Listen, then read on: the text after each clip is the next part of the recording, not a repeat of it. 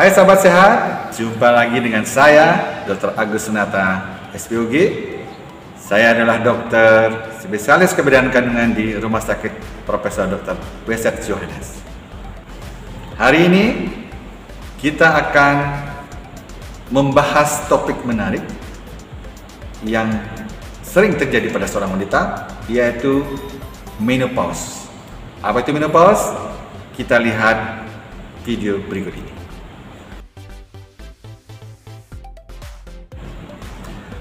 Menopause adalah proses natural yang terjadi pada seorang wanita mulai umur 40 tahun yang ditandai dengan siklus haid yang tidak tetap teratur dengan disertai pula dengan perubahan-perubahan fisiologik, termasuk juga masa 12 bulan setelah menopause.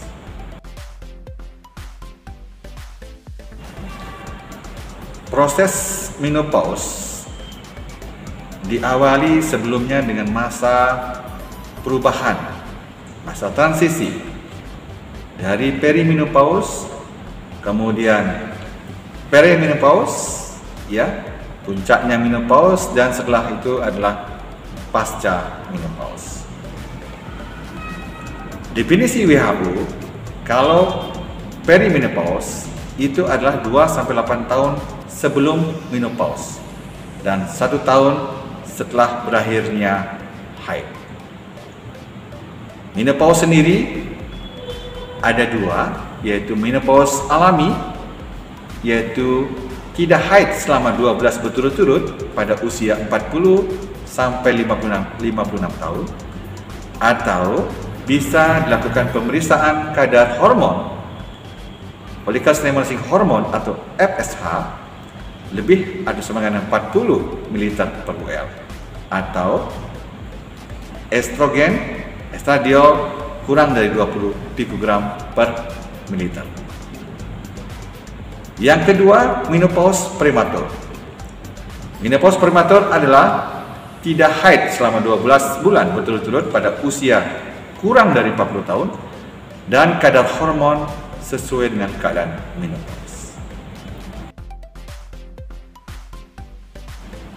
Pada perimenopause, seorang wanita bisa sebenarnya hamil. Oleh karena cadangan sel telur seorang wanita itu sampai usia perimenopause menjelang menopause, yaitu berkisar masih antara 1000 sel telur. Jadi seorang wanita di atas umur 40 tahun, ya, sebelum sampai menopause masih bisa hamil, dengan catatan wanita tersebut masih menstruasi yang teratur. Namun premenopause, pada proses kehamilan premenopause memang perlu dipikirkan, pertama, kualitas sel telur yang memungkinkan adanya kelainan-kelainan pada kehamilan atau pada janin, atau juga kondisi-kondisi fisik yang menimbulkan banyak kondisi gawat daruratan pada kehamilan di usia 40 tahun, seperti hipertensi dalam kehamilan. Gejala-gejala menopause terbagi atas 3 bagian. Yang pertama itu gejala keluhan di somatik, ya, seperti nyeri sendi atau badan, kemudian ya, rambut rontok, lesu, lemah, vagina kering, kemudian nyeri saat berhubungan, kulit keriput, berdebar-debar, ya, vagina gatal, dan rasa bloating atau sebah. Kemudian keluhan vasomotor seperti keringat malam, hot flashes. Hot flashes adalah semburan hawa panas, ya, di wajah, di belakang wajah, di telinga yang terjadi pada malam hari. Kemudian keluhan psikis seperti pelupa, libido yang menurun, insomnia, sulit berkonsentrasi, dan masalah tentang mood, cepat tersinggung, iritabilitas.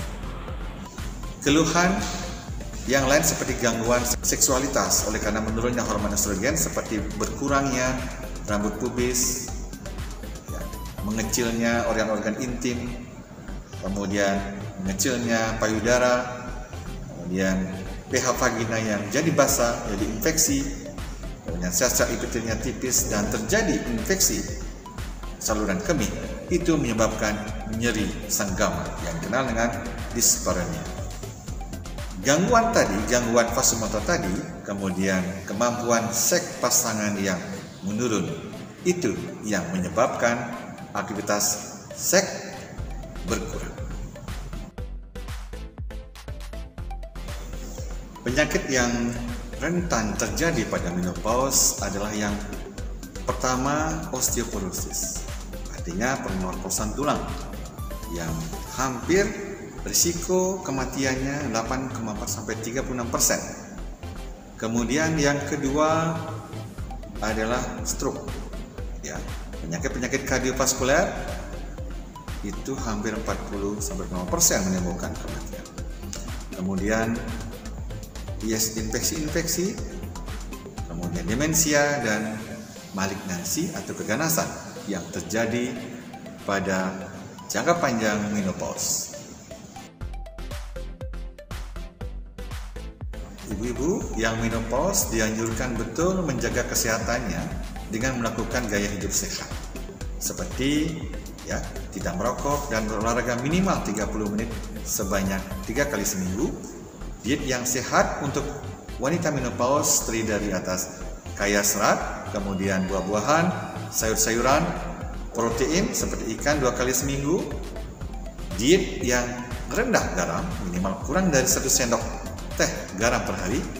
Kemudian kolesterol kurang dari 300 mg per hari dan kalsium 1 gram per hari dan vitamin D 800 IU per hari. Bila ditemukan adanya keluhan-keluhan yang tadi, maka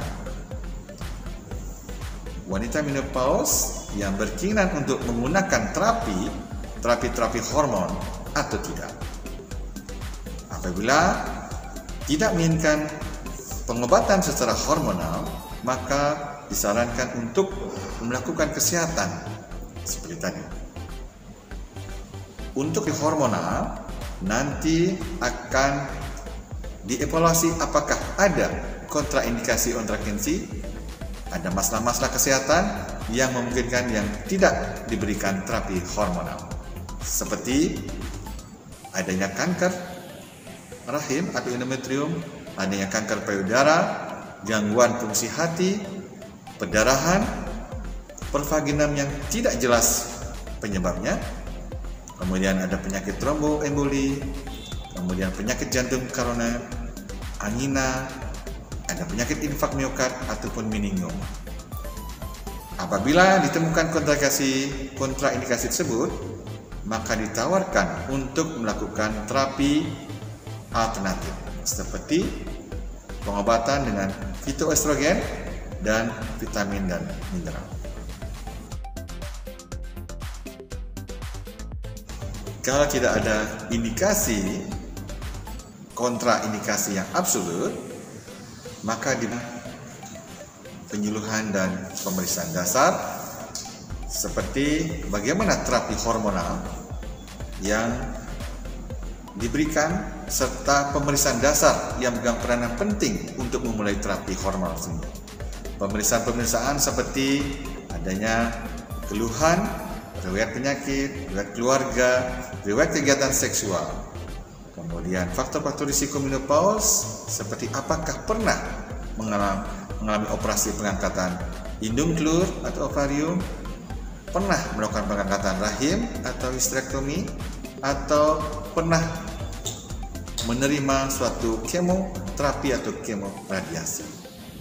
Pemeriksaan fisik ini meliputi semua, tinggi badan semua, indeks massa tubuh, tekanan darah, pemeriksaan payudara dan panggul, dan pemeriksaan penunjang seperti USG payudara, dan pemeriksaan seperti gula darah, pap smear, kemudian pemeriksaan lipid, dan pemeriksaan EKG.